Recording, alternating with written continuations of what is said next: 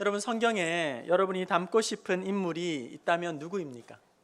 본받고 싶은 성경의 영적인 인물들은 누구입니까?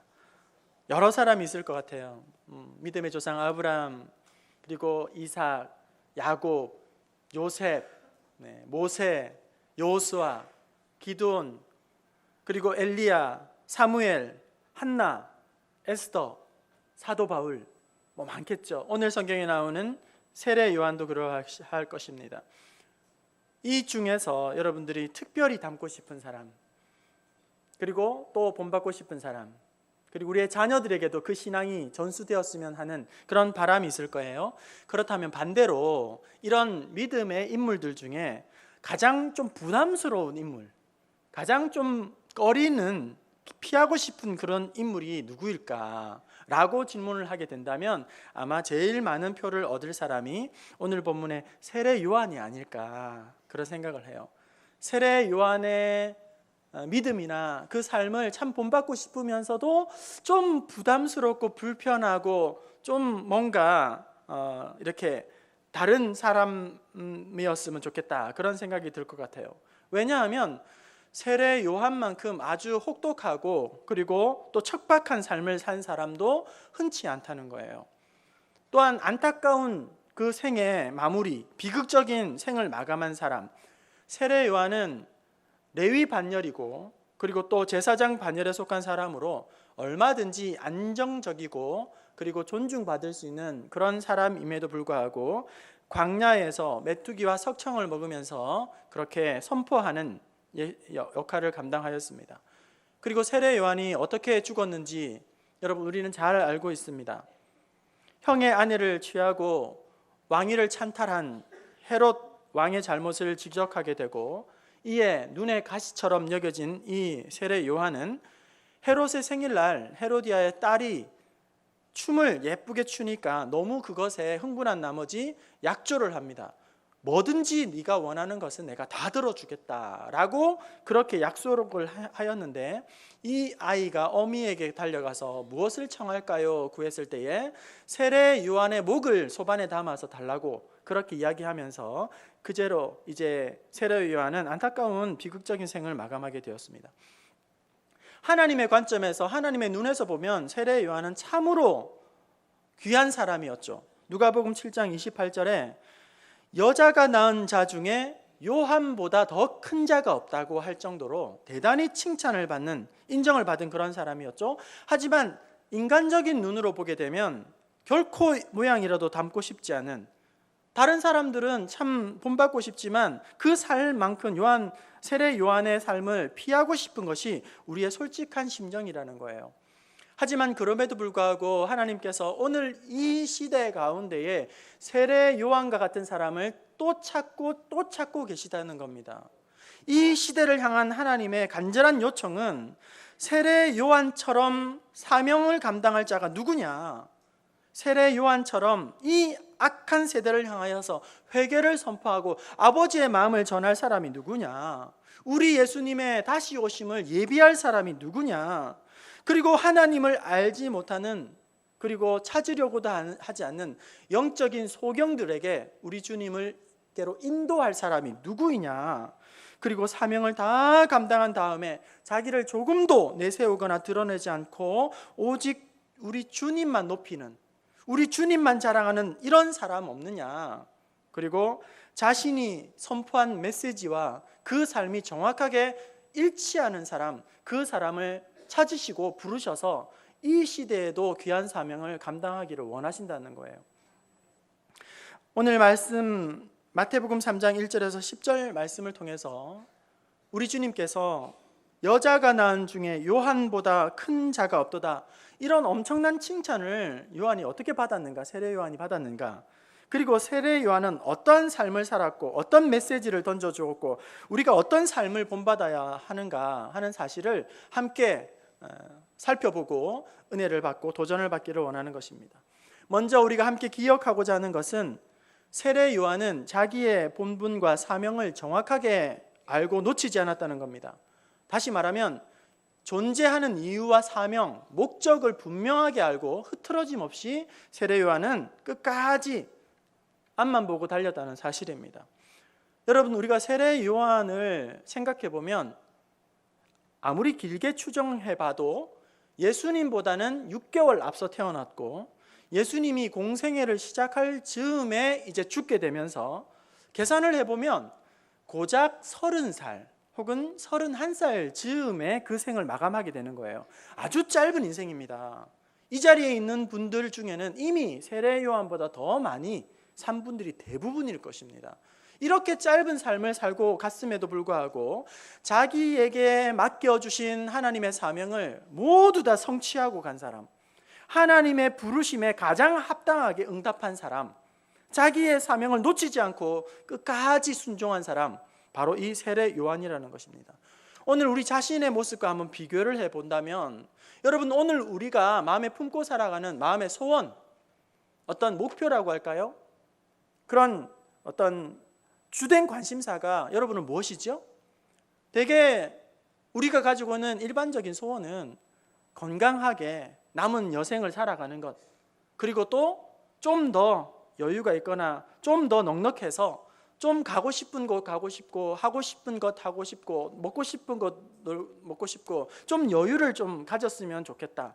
욕심을 조금만 더 내게 된다면 다른 사람들에게 좀 존중도 받고 인정도 받고 칭찬도 받고, 그리고 주위 사람들에게 기여도 하고, 그런 삶을 우리는 소망하고 관심을 갖게 되는 것이죠. 물론 이런 모든 것이 다 중요하고 나쁜 것이 하나도 없습니다. 좀 더 건강하게, 여유 있게, 넉넉하게 베풀면서 인정받고 존중받으면서, 하지만 여러분, 이런 마음의 주요 관심사 한 가운데에 뭔가 중요한 것이 빠져 있다고 생각하지 않으십니까? 이런 보통의 기대에는 여러분, 예수님의 생명이 있고 없고 상관없이 이 땅의 모든 사람들은 그것을 추구하며 그것을 위해서 살아가고 있다는 거예요. 예수 믿든 안 믿든 건강하고 또 노년을 살고 싶고, 좀 더 넉넉하고 또 이렇게 여유롭고 베풀고 선한 사업을 하며, 그렇게 이 땅에 있는 모든 사람들이 그것을 기대하고 관심을 가지고 살아가고 있단 말이죠. 그렇다면 우리 그리스도인들이 동일한 기준을 가지고 그렇게 목표를 가지고 살아가는 것이 온당할까요? 그리스도인이 되었다는 것은 세상 사람들과는 다르게 살기로 결단한 것입니다. 다른 가치 기준으로 살아가겠다고 결단한 사람들입니다. 이 땅을 살아가면서 다른 존재 이유와 목표와 삶의 방향을 갖고 살아가기를 소원하는 것이죠. 예수 믿기 전과 예수 믿은 후에 그 삶의 모든 것이 달라지는 사람이죠. 그래서 예수 믿고 난 다음에 새로운 꿈을 꾸기 시작하고 새로운 삶을 추구하기 시작하고 하나님께서 우리에게 맡기신 그 사명으로 우리는 앞으로 달려가게 되는 것입니다. 닉 부이치치라는 이름을 들어보았을 것입니다.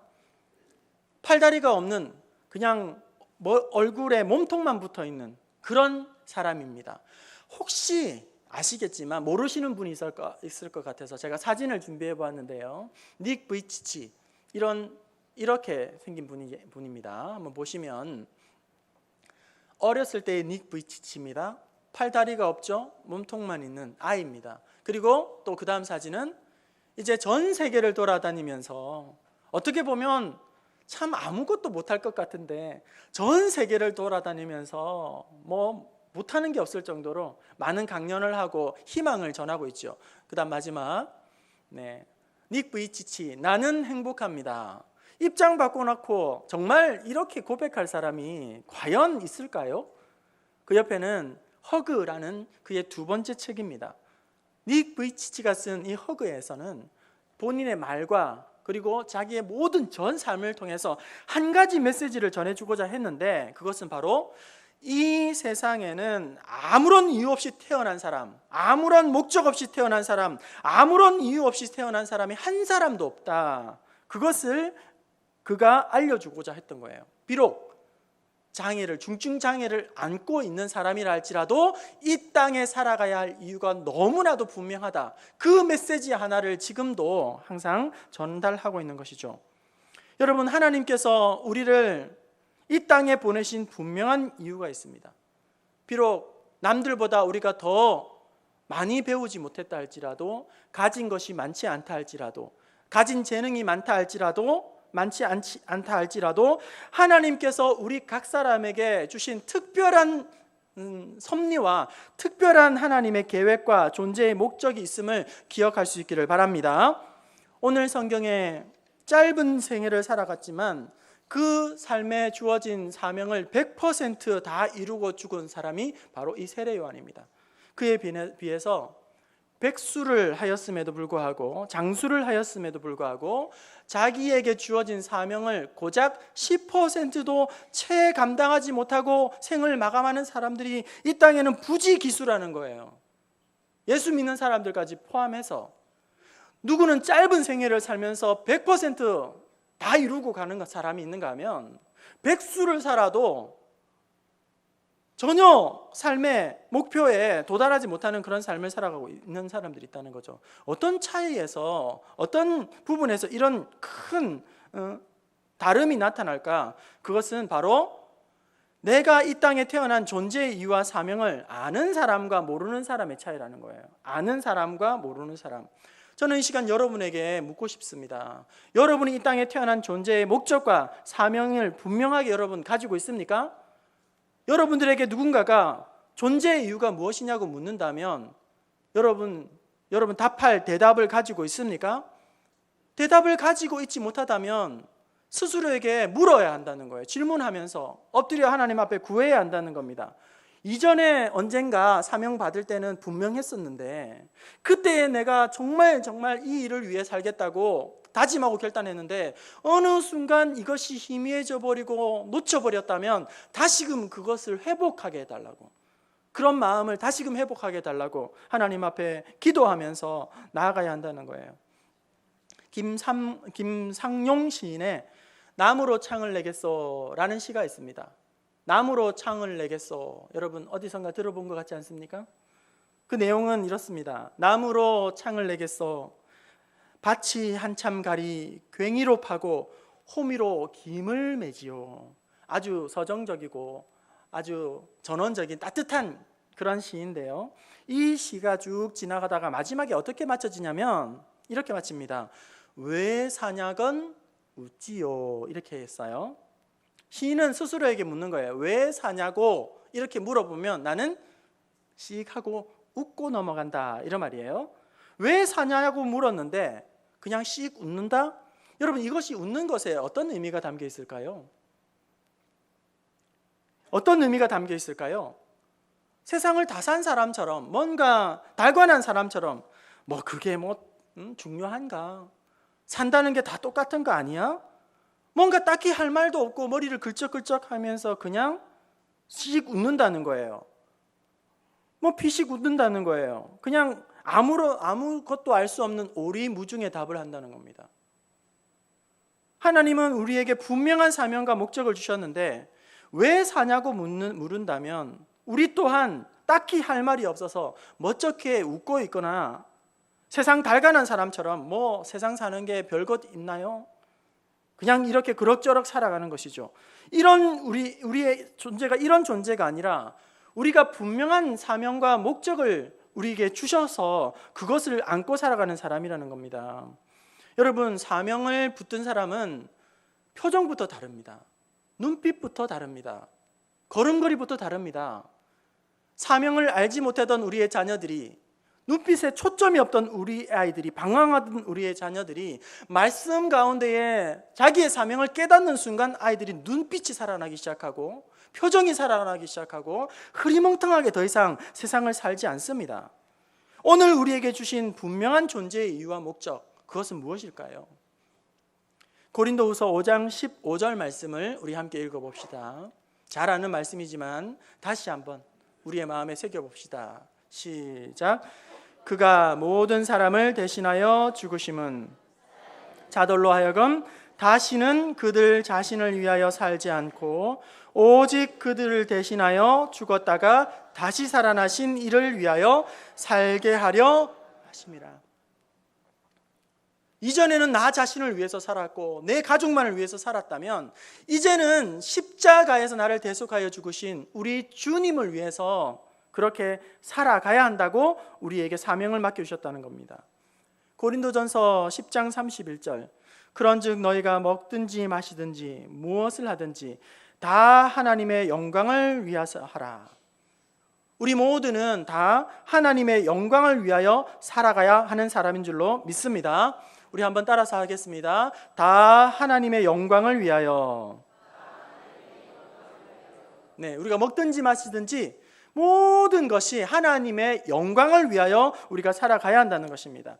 이제 제가 여러분에게 묻고 여러분이 한번 저에게 답을 한번 해보세요. 대답은 한 가지입니다. 하나님의 영광을 위하여. 제가 물어보는 모든 질문의 답은 한 가지, 하나님의 영광을 위하여입니다. 여러분은 오늘 이 예배에 왜 나오셨죠? 하나님의 영광을 위하여. 그렇습니다. 여러분은 이 땅에 왜 태어나셨습니까? 오직 하나님의 영광을 위하여. 여러분의 존재하는 삶의 목적과 사명은 무엇입니까? 하나님의 영광을 위하여. 여러분이 가정을 이루시게 하신 목적이 무엇입니까? 하나님의 영광을 위하여. 여러분이 직장 생활을 하고 우리의 자녀들이 학업 생활을 하는 궁극적인 목적은 무엇입니까? 하나님의 영광을 위하여. 오늘도 내일도 하나님이 우리의 호흡을 연장시켜 주시는 그 단 하나의 이유는 무엇입니까? 하나님의 영광을 위하여. 할렐루야. 오늘 세례 요한을 통해서 우리에게 주신 첫 번째 교훈은 오직 주의 나라와 영광을 위하여. 이것이 나의 찬송이요, 이것이 나의 간증이요, 이것이 나의 사명이요, 이것이 나의 존재의 목적인 줄로 믿습니다. 그렇다면 그렇게 살아갔던, 불꽃과 같이 살았던 세례 요한이 이 땅에서 성취하면서 우리에게 던져준 이 땅의 메시지는 무엇인가? 그의 입술에서 터져나온 선포는 무엇인가? 오늘 본문 말씀 3장 1절과 2절을 한번 읽어봅시다. 세례 요한이 그 입술에서 선포한 메시지 같이 읽어봅니다. 시작. 그때에 세례 요한이 이르러 유대 광야에서 전파하여 말하되 회개하라 천국이 가까이 왔느니라 하였으니 무리를 향하여 회개를 선포하고 회개의 세례를 주었다는 거예요. 여러분, 세례 요한은 광야에서 외치는 소리입니다. 광야에서 목 놓아서 뭘 외쳤는가? 메시지는 무엇인가? 바로 회개의 메시지를 선포했다는 것입니다. 그런데 이 회개의 메시지가 누구를 향하고 있는지 아십니까? 이 회개의 메시지를 들어야 하는 대상, 메시지를 누구를 위해서 이 메시지를 하고 있는가? 좀 전에 읽었던 이 메시지 알맹이는 있지만 누구를 위한 메시지인지를 알 수는 없어요. 그런데 본문 말씀을 쭉 읽어가다 보면 회개하라 이 메시지를 누구에게 하고 있는지 대상을 밝히고 있습니다. 우리 7절 말씀, 누구를 향한 이 메시지인지 우리 한번 읽어봅시다. 요한이 시작. 요한이 사두개인들이 세례 베푸는 대로 오는 것을 보고 이르되 독사의 자식들아 누가 너희를 가르쳐 임박한 진노를 피하라. 그 대상이 누구이죠? 바리새인과 사두개인들. 바리새인과 사두개인들이 세례 요한에게 나올 때에 이 독사의 자식들아 회개하고 천국이 임하였다 이렇게 선포를 하고 있는 것이죠. 그런데 여러분, 왜 바리새인들은, 사두개인들은 이런 어떻게 보면 날카로운 책망을, 독사의 자식들아 이런 무서운 책망을 들어야만 했을까요? 우리는 생각하는 거예요. 이 바리새인들은 형식주의자들이다, 율법주의자들이다, 생명이 없는 사람들이다, 이 사람들은 죽은 신앙인이다, 신학적으로 문제가 아주 많다, 그렇기 때문에 이 독사의 자식들아 회개하라 이런 메시지를 들어 마땅하다. 그러면서 오늘 본문에 회개하라 천국이 가까이 왔느니라 이 세례 요한의 날카로운 지적과 메시지를 오늘 우리와는 전혀 상관없는 것으로 여긴다는 거예요. 나와는 무관한 것으로 치부를 해버린다는 겁니다. 이런 책망의 대상에서 우리는 싹 피해버린다는 거예요. 빠져버린다는 겁니다. 그러면서 나는 율법자도 아닌데, 율법주의자도 아닌데, 나는 율법에 목을 메고 살아가는 사람도 아닌데, 내가 예수를 부정하는 사람도 아닌데, 나는 이 메시지에 대상이 아니다 이렇게 하면서 살짝 피해간다는 것입니다. 그러면서 이런 회개의 선포를 들으면서 그 마음에 전혀 찔림이 느껴지지 않고 아픔이 없고 그 마음에 어떤 울림이 전혀 느껴지지 않는다는 거예요. 그런데 여러분, 오늘 책망받고 있는 이 바리새인들, 이 사두개인들이 왜 이런 무서운 책망을 받고 있는지 그 이유에 대해서 누가복음 18장 10절과 13절, 10절부터 13절 말씀을 통해 왜 바리새인들이 이런 무서운 책망을 듣고 있는가, 그 이유를 한번 찾아봅시다. 우리 같이 한번 읽어볼게요. 10절과 13절 좀 깁니다만 천천히 읽어봅시다. 시작. 두 사람이 올라가니 하나는 바리새인이요 하나는 세리라.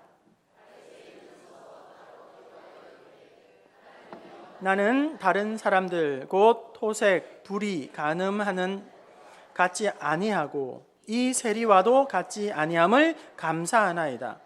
나는 일회에 2번씩 금식하고 또 소득의 11조를 드리나이다 하고 세리는 멀리 서서 감히 눈을 들어 하늘을 쳐다보지도 못하고 다만 가슴을 치며 이르되 하나님이여 불쌍히 여기소서 나는 죄인이로소이다 하였느니라. 극명한 대조, 비교를 이루고 있습니다. 바리새인들은 기도를 하면서 어떻게 기도를 하냐면 나는 저 사람과 같지 아니하고 저 사람과 같지 아니하고 저 죄인과 같지 아니하고 나는 이것도 잘하고 저것도 잘하고 나는 모든 것에 문제가 없습니다. 저는 죄인이 아닙니다. 바리새인의 관점은 뭐냐면 자기 스스로가 죄인 의식이 없다는 겁니다. 자기는 합당하고 의로우면서 잘 살고 있다는 거예요. 문제 없다는 겁니다. 여러분, 이 말씀에 비교해서 지금 바리새인과 책망받는 바리새인과 그리고 은혜 받는 이 세리, 눈물 흘리는 이 세리의 핵심 포인트 비교는 뭐냐면 바로 세리의 고백이에요. 감히 하늘을 쳐다보지도 못하고 가슴을 치면서 하나님이여 나를 불쌍히 여기소서 나는 죄인이로소이다. 이 고백이 핵심이라는 것입니다. 오늘 세례 요한이 강력한 메시지를 선포하죠. 이 독사의 자식들아, 이 회칠한 무덤아, 회개하라. 이런 선명한 회개의 촉구가 그들이 신학적인 오류가 있기 때문에, 그들이 율법주의자 신앙을 가지고 있었기 때문에 생명이 없어서가 아니라 바로 그들 자신이 스스로를 죄인이라고 인식하지 못하고 살아가고 있다는 것입니다. 그렇다면 오늘날 이 시대의 바리새인은 누구인가? 오늘날 이 시대의 사두개인은 누구인가 하는 것입니다. 여러분, 예수를 믿고 안 믿고가 이 오늘날 바리새인을 결정하는 것이 아니라, 오늘 내가 예배당에 나왔다 안 나왔다가 결정하는 것이 아니라, 교회를 출석하고 아니라 바로 오늘 이 시대에 책망받아야 할, 회개해야 할 바리새인은 누구인가? 죄인 의식을 갖고 있지 않는 사람, 자기가 죄인이라는 사실을 인정하지 못하는 사람, 이렇게 책망받아야 할 사람은 죄에 대한 고백이 없는 사람, 죄에 대한 선포에 대해서 그 어떤 떨림이나 아픔이나 찔림이 없는 그 사람, 자신은 문제가 없다고 생각하는 그 사람이 바로 오늘 책망받아야 할, 회개해야 할 바리새인이요 사두개인이라는 것입니다. 여러분은 여러분 안에 죄인 의식을 품고 살아가고 있습니까? 여러분 스스로 주여 나는 죄인입니다, 엎드릴 때마다 하나님 나를 용서하여 주시옵소서, 이런 죄의 의식이, 고백이 선포되고 있습니까? 여러분, 죄인임을 마음 깊이 깨닫고 고백하고 믿음으로 눈물을 흘려 선포하는 그 순간 하나님께서는 나를 향하여서 이제 너는 의인이 되었구나, 그렇게 인정해 주시고 은혜를 베풀어 주신다는 거예요. 이것이 회개의 신비이고 회개의 축복인 것입니다. 우리는 울면서 하나님 나는 죄인입니다 이렇게 고백하는 순간 하나님은 이제 너는 의인이 되었다, 이렇게 우리에게 선포해 주신다는 거예요. 수학적인 등식으로 표현하면 나는 죄인입니다 이꼬르 이제 너는 의인이 되었다, 이것이 바로 연결된다는 거예요. 그래서 세례 요한이 선포합니다. 회개하라. 그 다음에 뭐가 이어지죠? 천국이 가까이 왔느니라. 회개하는 자에게 하나님께서 천국의 은혜를 이제 세트로 주신다는 거예요. 하나님 앞에 우리가 엎드려 간구합니다. 하나님 아버지, 나는 돈 문제로 말미암아 돈 때문에 죄인입니다. 이렇게 하나님 앞에 죄인됨을 고백하면 하나님은 이렇게 우리에게 말씀해 주신다는 거예요. 그래, 이제 너는 돈 문제에서 의인이 되었구나. 하나님 아버지, 나는 형제와 자매와 지체를 상처를 주고 마음을 상하게 하였습니다. 그러면 우리 하나님은 그래, 이제는 형제와 자매에게 이제 너는 의인이 되었구나. 우리가 죄를 고백하고 자복하면 하나님은 그 문제에 관한 한 우리에게 이제는 의인이라고 회복을 선포하여 주시고 자유케 되는 은혜를 주신다는 겁니다. 여러분, 이 회개가 왜 중요합니까? 나의 회개함이 곧 나의 의인됨을 가져오기 때문입니다. 오늘 다시 한번 우리가 철저하게 회개하며 죄인됨을 고백하며 하나님의 은총이 우리의 심령 가운데에서 촉촉하게 부어주신 은혜들을 맛보고 누리는 살아가 있는 성도들 될 수 있기를 주님의 이름으로 축원합니다. 마지막으로 우리가 세례 요한을 통해서 배우는 너무나도 중요한 교훈, 그것은 바로 세례 요한은 무대에 내려와야 할 때에 조용히 무대에서 물러날 줄 아는 사람이었다는 거예요. 아름다운 유종의 미를 거둘 줄 아는 참 좋은 일꾼이라는 것입니다. 여러분, 세례 요한은 자신이 누구인지를 정확하게 알고 있었습니다. 자기의 위치 그리고 자기의 한계를 너무나도 잘 알고 있었던 것이죠. 세례 요한이 광야에서 선포할 때에 많은 무리들이 그 앞에 몰려오고 그에게 회개 세례를 받게 됩니다. 그때에 많은 증거들이 나타나게 되면서 그 가운데의 무리들이 세례 요한을 보면서 당신이 그리스도가 아닙니까? 마치 그리스도처럼 놀라운 은혜를 베풀어 주기 때문에 당신이 우리가 그렇게 목말라 기다리는 메시아가 아닙니까? 그리스도가 아닙니까? 그런 착각을 일으키게 됩니다. 그렇게 물었을 때에 당신이 그리스도 아닙니까? 당신이 우리가 그렇게 기다리던 메시아 아닙니까? 이렇게 물어볼 때에 여러분, 이때가 참 위험한 순간이라는 거예요. 위험한 순간. 이때 까딱 잘못하면 이제 하던 모든 것이 우르르 무너지는 것이죠. 이걸 당신이 그리스도가 입니까? 메시아입니까? 이런 순간에 까딱 잘못하면 이제 문선명이가 나오게 되는 거죠.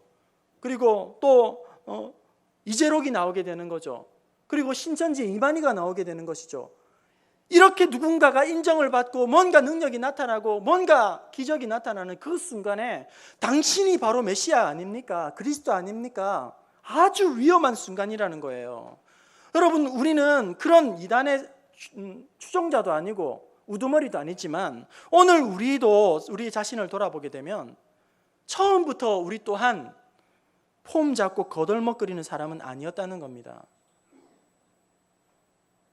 우리가 처음부터 폼 잡고 거들먹거린들 알아줄 사람도 아무도 없겠지요. 처음에는 부들부들 떨면서 주님 앞에 섭니다. 부들부들 떨면서 임직합니다.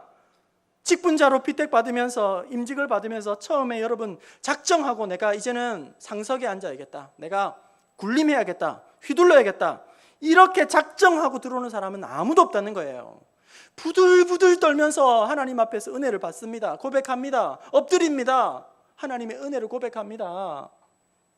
여러분, 처음부터 작정하고 밥벌이 목회하려고 신학교에 들어가는 사람 아무도 없습니다. 신학교 들어가면서는 얼마나 하나님 앞에 무릎 꿇고 눈물 콧물 다 흘려가면서 아골골짝 빈들에도 복음 들고 가오리다, 주만 위해 살겠습니다, 모든 것이 하나님의 은혜입니다, 그러면서 무릎 꿇고 신학교에 다 들어간단 말이에요. 그런데 시간이 흘러 나중에는 냉랭한 사람이 되어져서 밥벌이 목회를 하면서도 전혀 인식하지 못하면서 적당하게 물돌고 적당하게 목회하고 적당하게 타협하고 중간에는 헷가닥 해가지고 끝내 추한 꼴을 보이는 그런 사람도 있다는 것입니다. 여러분, 처음부터 우리 작정하고 타락한 거 아니잖아요. 물든 거 아니지 않습니까? 이렇게 여러분 처음부터 겸손하고 가운데에도 겸손하고 끝까지 겸손하기가 얼마나 힘든지 몰라요. 유종의 미를 거두기가 얼마나 힘든지 모릅니다. 세례 요한에게 사람들이 우르르 구름대같이 몰려와서 당신이 그리스도가 아닙니까? 당신을 보니 당신이 그리스도인 것 같습니다. 메시아인 것 같습니다. 우리는 당신을 따르겠습니다. 이렇게 이야기를 할 때에 세례 요한은 조금도 망설이지 않고 분명하게 자기의 존재를 알립니다. 요한복음 3장 28절 우리 함께 읽어볼까요? 요한복음 3장 28절 말씀입니다. 시작. 내가 말한 바 나는 그리스도가 아니요 그 앞에 보내심을 받은 자라고 한 그것을 증언하는 너희니라. 분명하게 조금도 흐리멍텅하지 않습니다. 나는 우리 예수님을 앞에 길을 예비하는 사람이다. 달을 가리키는 손가락이지 내가 달이 아니다. 이렇게 분명하게 자기의 정체성과 한계를 말해주고 있는 것이죠. 누가복음 3장 15절과 16절 말씀도 읽어봅시다. 누가복음 3장 15절 16절입니다. 시작. 백성들이 바라고 기다림으로 모든 사람이 이 요한을 혹 그리스도신가 심중에 생각하니 요한이 모든 사람에게 대답하여 이르되 나는 물로 너희에게 세례를 베풀거니와 나보다 능력이 많으신 이가 오시나니 신발끈을 풀기도 감당하지 못하겠노라. 그는 성령과 불로. 요한을 따르던 제자들이 이제 주님께로 갔습니다. 요한에게 가르침 받았던 제자들이 우리 예수님의 제자가 되었습니다. 한때에 그렇게 자기를 찾아오던 많은 사람들이, 세례를 받았던 많은 사람들이, 설교를 듣고 은혜를 받던 많은 사람들이 이제는 발걸음이 우리 예수님께로 가고 시선이 우리 주님께로 옮겨질 때에 조금도 불편해하지 않으면서 세례 요한은 기뻐하며 이렇게 고백합니다. 그는 흥하여야겠고 나는 쇠하여야 하리라. 여러분, 결혼 예식장에 갔는데 신부보다 들러리가 더 돋보이게 되면 어떻게 하면 좋을까요?